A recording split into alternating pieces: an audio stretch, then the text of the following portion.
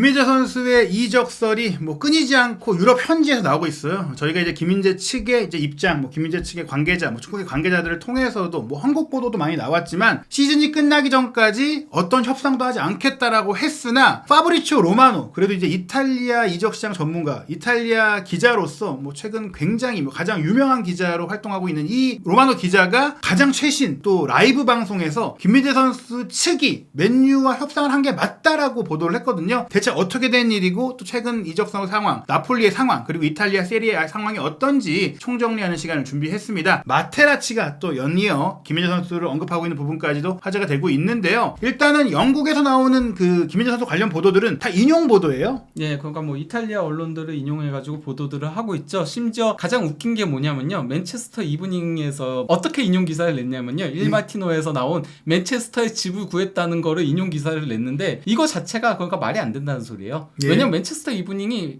알려면 알 수 있거든요. 예, 뭐 거의 부동산 알아봐도 되니까. 그러니까요. 근데 이탈리아에서 맨체스터 부동산을 구했다라는 그 기사를 인용해서 보도한다? 이거는 뭐 확실한 실체는 없다는 소리나 마찬가지인 예. 거죠. 다만 영국 내에서도 김민재 선수의 맨유 이적설이 꽤 화제가 되고 있는 건 맞는 것 예. 같아요. 왜냐하면 영국의 대표적인 대중지 더선만큼이나 사실 판매 부수가 많은 데일리 메일이 있는데, 데일리 메일에 이 보여드리는 페이지는 김민재 선수 이적설을 다룬 기사 페이지가 아니에요. 그냥 맨유의 올여름 이적설 소식을 모두 모아놓은 페이지에 메인 사진으로 김민재 선수를 넣는 거니까 사실 링크되고 있는 뭐 케인도 있는데 김민재 선수가 최근 가장 뜨겁게 강하게 연결되고 있다 보니까 메인 사진으로 올려놓은 것 같고, 그리고 이거는 영국발에 이제 나온 가장 최신 독점 보도예요. 영국의 더선이 한국 시간으로 이제 지금입니다, 5월 23일 새벽에 인용하지 않은 보도로서 김민재 선수를 언급을 했는데, 이제 파리 생제르맹이 조금 적극적으로 움직이기 시작하면서 맨유도 급해졌다라는 보도가 이제 나온 거예요. 그게 이탈리아 보도 이후에 처음으로 영국 보도가 나온 건데, 보도 내용에서 주목할 건 딱 두 가지입니다. 파리 생제르맹 측이 김민재의 대리인과 헬드 토크스 대화를 했다라고 나온 거예요. 예, 분명히 한국 쪽 대리인은 아닐 겁니다. 왜냐면 저희가 한국 쪽 대리인을 알고 있기 때문에. 예, 그리고 이제 뭐 시즌이 끝날 때까지는 대화를 하지 않겠다라고 입장을 밝혔거든요. 김민재 선수가 그렇게 원한다라고 해요. 그러다 보니까 이제 아마도 한국 쪽 에이전트까지는 넘어가지 않았을 거지만은, 이제 그러니까 원래 협상을 할 때 유럽 대리인을 끼고 하거든요. 그리고 그 유럽 대리인이 바로 포르투갈 에이전시입니다. RX 브라더스인데 실제로 이 RX 브라더스가 일을 하고 있는 게 맞다는 건 다시 한번 저희가 이제 체크를 했었고, 또 여기 소속된 그 에이전트들이 포르투갈 사람인데, 아시다시피 이 파리 생제르맹의 디렉터인 루이스 캄포스가 포르투갈 쪽 사람이죠. 네, 그러니까 뭐 대화를 나눌 수는 있는 거죠. 그러니까 뭐 확실한 이제 제안서 같은 것들을 할 거면 이제 그러면 한국 쪽 에이전트한테 넘겨서 이제 김민재한테 이렇게 마지막까지 넘어가게 되는 거지만은 그 전 단계의 대화는 가능한 거죠. 그리고 포르투갈 에이전트도 에이전트 맞으니까 그러면 에이전트와 대화는 했다가 아예 말이 안 되는 건 아니라고 할 수 있는 거죠. 그리고 이게 구체적인 대화 정도 협의가 아니라면 굳이 또 이 에이전트가 뭐 누구랑 대화했어 일일이 다 뭐 바로바로 실시간으로 전달하지 않을 수 있어요. 밀도 있는 얘기가 오가면 갈 수 있지, 하나하나를 뭐 약간 사담식으로 얘기한 것도 있을 수 있는데, 그냥 그러니까 뭐 어느 정도 이 정도 연봉이면 혹시 올 수 있을까 뭐 이런 문의 같은 거 있잖아요. 그런 대화가 가능한 거죠. 하지만 그런 부분들이 좀 알려졌을 가능성이 있고, 왜 또 알려질 수밖에 없냐면 에이전트의 일이라는 게 이제 사실은 이런 협상들이 왔을 때 선수의 가치를 최대한 높이는 게 또 중요하니까. 거기다가 이제 파리나 맨유나 결국은 뭐 파리 같은 경우는 감독이 결정이 돼야 되고, 이제 맨유 같은 경우도 구단 인수가 결정이 돼야지 그때 본격적으로 뛰어들 수 있기 때문에 그 전까지는 의향을 이제 제시를 하고 얘기를 하고 김민재 쪽이 원하는 금액이 어느 정도인지를 확인을 하고 이런 작업들을 하는 거죠. 그때까지 놀고 있는 게 아니니까요. 그렇죠. 뭐 감독이 안 될 때, 선임될 때까지 계속 마무리도 안 하고 있을 수는 없기 때문에 컨디션 체크다. 그리고 이게 믿을 만한 이유는 원래도 프랑스의 주류 매체들과 이적시장 전문 기자들이 파리가 관심이 있고 움직이려고 한다라는 얘기들을 해왔기 때문에 이제는 조금 움직이고 있는 게 아니냐, 시즌이 거의 끝나가기 때문에. 다만 근데 이제 차이가 있다면은 프랑스 쪽 언론들은 파리가 김민재를 원하지만은 맨유나 맨시티와 가깝기 때문에 파리는 어렵다라는 식으로 보도들을 하고 있는 거고, 더선은 파리가 뛰어들었기 때문에 맨유가 급해졌다라고 보도를 하고 있는 거죠. 다만 이제 맨유도 움직임을 좀 가져가야 되니까 협의를 해야 될 것이다라는 얘기인 것 같고,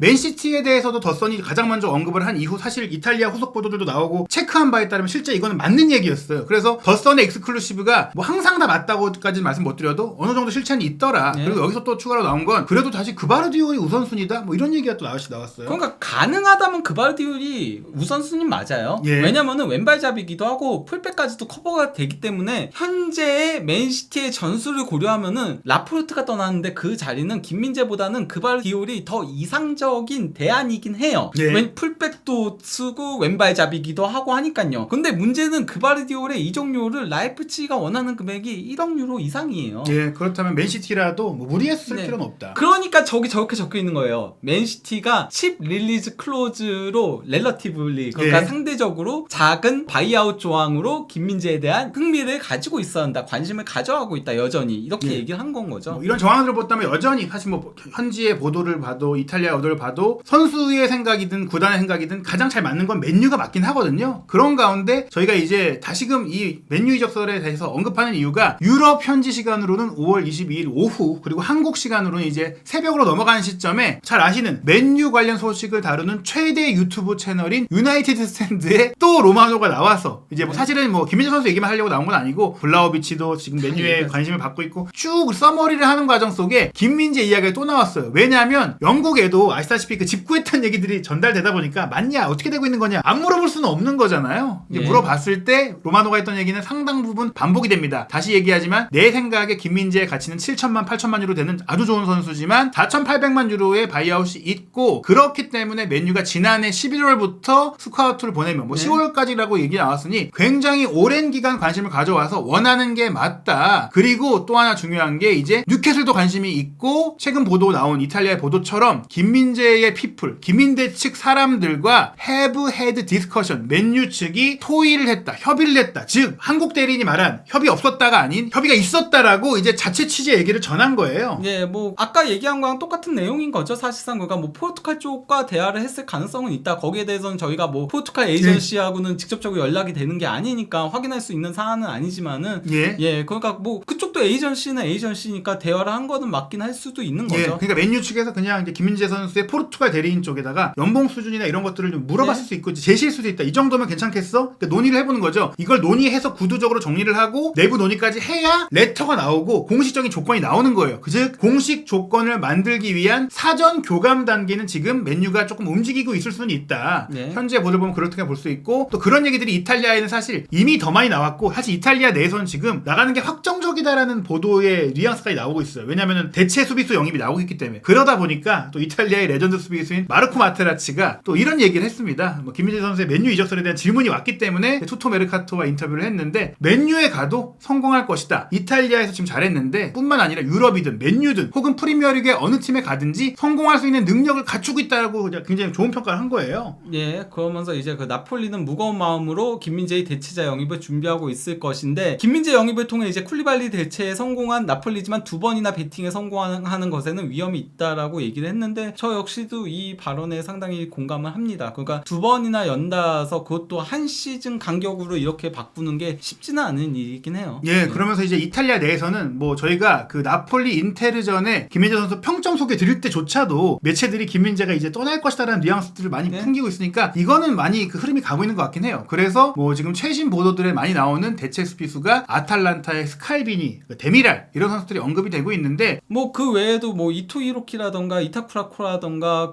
그리고 또 이제 그 단소라던가 많은 선수들이 링크가 뜨고 있죠. 정말 뭐 센터백이한 센터백들은 거의 다 연결이 뜨고 있다라고 봐도 무방할 정도입니다. 이렇게 링크가 뜨고 이름까지 나온다는 건 나폴리가 실제로 김민재 선수가 나갈 경우에 대한 대비 작업을 하고 있다고 봐야 되는데 그럼 그럴 수밖에 없는 게요. 김민재 측에서 그 나폴리의 재계약 제안을 거절한 거는 분명한 사실인 거거든요. 그 자체가 좀 떠날 의사가 있다라는 얘기로 봐야 되는 거고요. 그리고 잡을 수 있는 방법이 없다라는 얘기인 거니까요. 그쵸. 그러니까 김민재가 남을 가능성도 있는데 떠날 수 있는 거니까 그러면은 미리 대안을 리스트를 쭉 업을 해야 되는 거니까 그래서 나오는 거죠. 예, 만약 7월 15일까지 기다렸다 리스트업을 한다? 그건 너무 늦고 그렇죠. 접촉하기도 이제 좀 어렵다라고 봐야 되니까 사전 작업이 있는데 뭐 제 개인적인 생각으로는 이제 김민재 선수가 떠날 마음을 좀 더 가질 수 있는 이유는 바로 스팔레티 감독의 거취 때문인 것 같아요. 이것도 이제 한국 시간으로 23일 새벽에 나온 스카이 스포츠 이탈리아판의 최신 보도인데 스팔레티 감독이 나폴리를 떠나기로 결심을 했고 그리고 어떤 팀으로 가는 게 아니라 1년 동안은 안식년을 가질 것이다라고까지 굉장히 구체적인 보도가 나왔어요. 예, 그 코릴레 델로 스포르트에 사이트에서는 스팔레티 감독이 포도농장으로 돌아간다라고 이제 올린 건데, 인테르 감독 그만두고 나서 이제 그 나폴리 감독 부임하기 전까지 2년간 동안 이제 그 농사 일을 했었죠. 그러면서 포도농장을 직접 재배를 하면서 전술을 고안을 했었다라는 그런 얘기들이 있긴 한데요.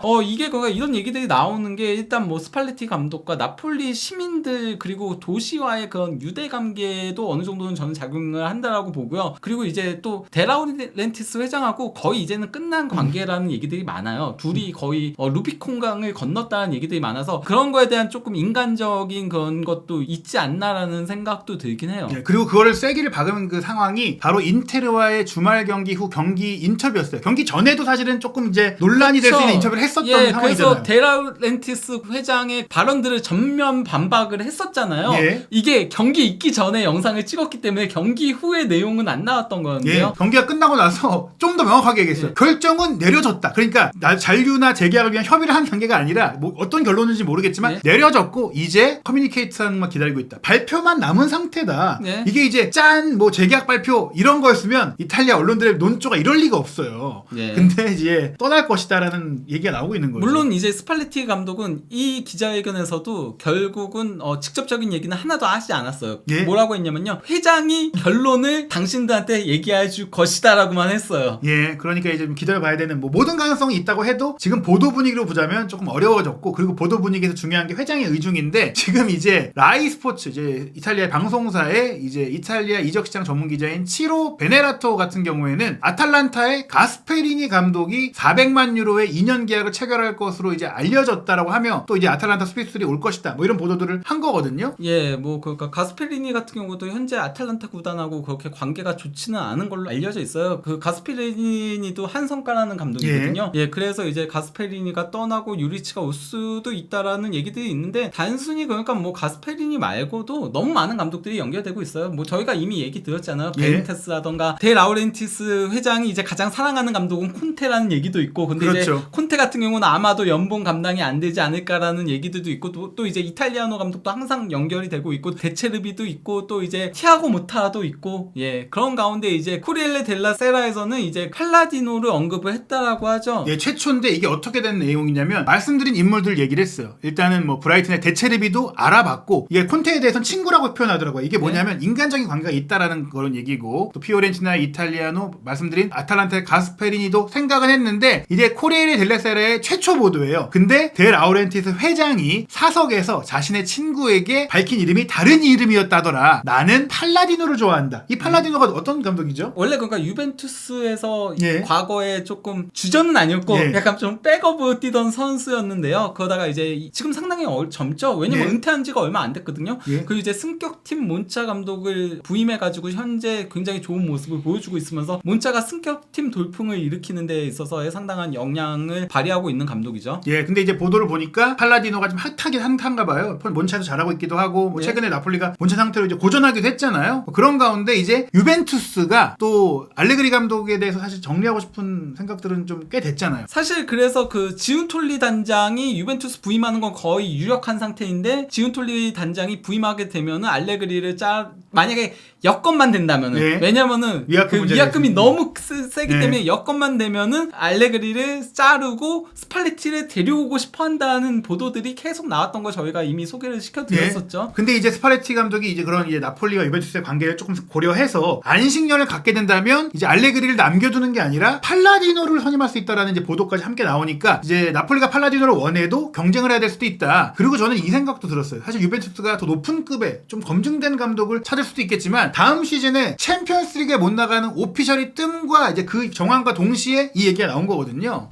뭐 그러니까 승점 10점 삭감이 결국은 또 결정이 되고 말았죠. 이게 그러니까 재심에 들어간 거였거든요. 그때 승점 15점 삭감 됐었는데 이거 너무 심하다 해가지고 일단은 회복을 시켜줬잖아요. 그리고 이제 저희가 재심이 이렇게 빨리 나올 줄 몰랐는데, 빨리 나오면서 10점이 결국은 삭감이 된 겁니다. 15점은 너무했지만 10점은 삭감할 만하다 하면서 아무런 징계도 없을 수는 없다. 다만 이제 당시에 관련됐던 뭐 파벨 네드베드라든지 뭐 가림베르티, 뭐 베니에르 뭐 이런 인물들에 대해서는 무죄로 이제 다시 징계가 없는 것으로 결정이 됐는데 바로 이제 오피셜이에요. 이건 이탈리아 축구 협회에서 이 승점 삭감에 대해 발표를 했고 또 실제 순위표도 바로 반영이 돼서 이게 세리에 A의 공식 페이지에 있는 순위표거든요. 유벤투스가 원래 2위였는데 승점 10점이 삭감이 되면서 7위까지 떨어졌고 특히 이제 이 소식이 나올 때 하필 유벤투스가 경기가 있었어요. 예, 뭐 엠폴리하고 경기가 있었는데 1대4 대패를 당했죠. 예. 유벤투스가 이렇게 승점 삭감이 되면서 결국은 그냥 알레그리로 가야 될 수밖에 없다는 얘기들이 나와요. 예, 또 이제 위약금까지 내면서 그렇죠. 괜히 감독을 바꾸고 유럽장에도 못 나갔는데 뭐 할 필요가 있냐? 예, 그냥 부담스러우니까요. 예, 안 그래도 이제 그러면 재정이 줄어들게 되는 거잖아요. 예. 근데 감독 경질할 위약금까지 알레그리 위약금이 매우 천문학적인 걸로 알려져 있거든요. 예, 알레그리가 정말 뭐 유벤투스에 대한 사랑과 애정으로 상호 합의하에 나가주지 않는 한 감독 경질은 어렵다. 그리고 참고로 이제 나폴리 같은 경우는 데 라우렌티스 구단주가 젊은 감독을 데려오고 싶어한다는 얘기들이 많아요. 그거 때문에 스팔레티를 결국 내치는 게 아니냐는. 그래서 이제 최근에 나오는 게 팔라디노, 티아고 모타 뭐 이런 사람들이 연결이 되는 거죠. 다 젊은 감독들이니까요. 예, 그 사실 유벤투스가 이런 소식이 나왔다고 하더라도 엠폴리를 이겼다면 승점 63점으로 5위로 그래도 이제 유로파리그권에 있을 수 있고 또 마지막 라운드까지 유벤투스와 밀란 경기가 있으니까 챔스 진출을 노려볼 수도 있었는데 사실은 징계도 징계지만 삭감도 삭감이지만 엠폴리전 참패 이게 좀 타격이 크지 않나 싶어요. 사실 그가 챔피언스리그 진출이 어려워서 그런 게 아닌가 싶어요. 실제 그 유벤투스가 승점 10점 삭감 얘기가 나오기 이전까지 이게 그러니까 발표는 경기 후에 나왔는데 삭감될 거라는 보도는 이미 그 전에 다 쏟아졌거든요. 예. 그러면서 원래 디마리아랑도 재계약이 임박했다라고 보도들이 나왔다가 싹 바뀌었어요. 네. 재계약하지 않을 것이다. 그리고 베테랑들 다 내보낼 것이다. 이러다 보니까 뭐 선수들이 집중할 수가 없었던 거라고 봐야죠. 또 그런 시기가 맞물려서 블라우비치의 프리미어리그 이적설도 막 나오기 시작했는데 어찌됐거나 이제 유벤투스도 그렇고 이제 나폴리도 그렇고 남은 두 경기 일정들이 있어요. 유벤투스는 5월 29일 월요일 새벽 3시 45분에 밀란과 아주 중요한 경기가 있지만 뭐 사실 현재 시점에서는 밀란을 이긴다고 해도 뭐 챔피언스리그에 나가는 게 뭐 굉장히 어려운 상황이 됐고 거의 불가능에 가깝다고 보고요. 나폴리는 5월 28일 일요일 밤 10시에 볼로냐와 원정 경기를 치르게 되고 지금 이 일정표에 보여드린 게 이제 6월 3일에 일제히 최종전이 열린다고 돼 있는데 이거는 아직 경기 날짜가 안 나와서 가안으로 나와 있는 거예요. 그러니까 실제 경기 시간은 바뀔 수 있다는 걸 좀 보셔야 될 것 같아요. 나폴리는 삼프도리아 홈 경기 치르고 유벤투스는 우디네세와 원정 경기인데 유벤투스가 엠폴리를 이겼다면 사실 밀란, 우디네세까지 다 이길 경우 최소한 유로파리그 킬랏 같은 챔스 진출 희망이 있었으나 엠폴리전 패배가 좀 타격이 컸다. 네. 사실 엠폴리전 타격이 컸다라기보단 승점 10점 삭감이 타격이 컸죠. 그러니까 그걸 이겼으면 정신적으로 그 시점에 안 나왔다면 엠폴리를 좀 이기고 나서 타격이 승점 삭감이 왔으면 그것 때문에 발표가 늦게 이루어진 거거든요. 그렇죠. 원래 영향을 준다고. 아니 경기가 10시에 끝난 거거든요. 10시, 밤 10시. 그러면은 유럽 애들은 원래 그때 놀아요. 근데 이제 기다려준 거죠. 일부러 그러니까 판결을 늦게 내려준 건데 그래도 이미 보도가 싹 나왔으니까. 다 알았겠죠. 선수들은 알았을 그렇죠. 겁니다. 나온대 하니까 이제 동력이 떨어졌는데 어찌됐건 유벤투스 마지막 두 경기 어떻게 치를지 지켜봐야 될 것 같고요. 왜냐면 이 두 경기도 못 이기면 토트넘처럼 컨퍼런스 리그도 못 나가는 그렇죠. 그런 상황이 되니까 뭐 그래도 유럽 대회도 나가야 되지 않겠습니까? 그리고 이제 나폴리는 볼로냐 원정 그리고 삼프도리아전이 있는데요. 이제 한국 투어가 이제 아마 이번 며칠 안에 될지 안 될지 발표가 날 것 같은데 그 한국 투어가 무산된다면 김민재 선수가 나폴리 유니폼을 입고 뛰는 마지막 경기가 될 수도 있는 게 삼프도리아전이다라고 볼 수 있겠습니다. 과연 김민재 선수 이렇게 많이 소문이 나오고 있는 맨유로 정말 이적하게 될지 아니면 나폴리에 남게 될지 혹은 제3의 팀으로 이적하게 될지 한준TV에서 믿을만한 이야기들로 후속적인 영상들 또 소식들 전해드리도록 하겠습니다.